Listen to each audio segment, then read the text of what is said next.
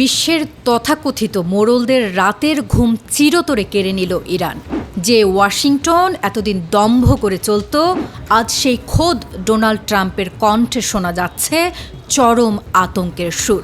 ফ্লোরিডার মঞ্চে দাঁড়িয়ে ট্রাম্পের স্বীকারোক্তি, ইরানের পরমাণু বোমা কেবল ইসরায়েল নয়, ধুলোয় মিশিয়ে দিতে পারে গোটা ইউরোপ আর খোদ আমেরিকাকে।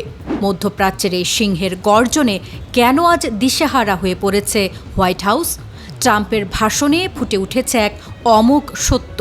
ইরান এখন আর কেবল আঞ্চলিক শক্তি নয়, বরং বিশ্বজয়ের পথে এক অপ্রতিরোধ্য নাম।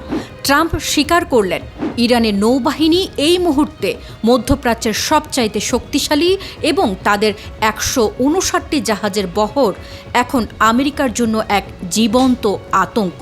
তেহরানকে পরমাণু শক্তি অর্জন থেকে বিরত রাখতে না পারার ব্যর্থতা আজ ট্রাম্পের কথায় বারবার ঝরে পড়ছে। আটলান্টিক মহাসাগর পেরিয়ে ইরানি মিসাইল এখন খোদ হোয়াইট হাউসের দরজায় কড়া নাড়ছে।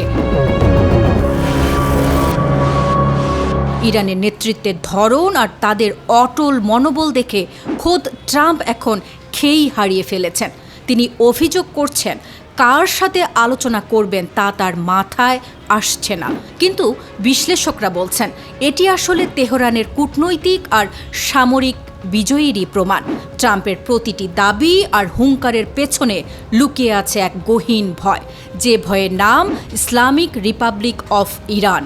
কোনো নিষেধাজ্ঞা কিংবা অবরোধই যে এই জাতিকে দমাতে পারেনি তা আজ ট্রাম্পের অসহায়ত্বেই স্পষ্ট। ইরানের এই পরমাণু সক্ষমতা কি তবে পেন্টাগনের শেষ দিন ঘনিয়ে আনছে?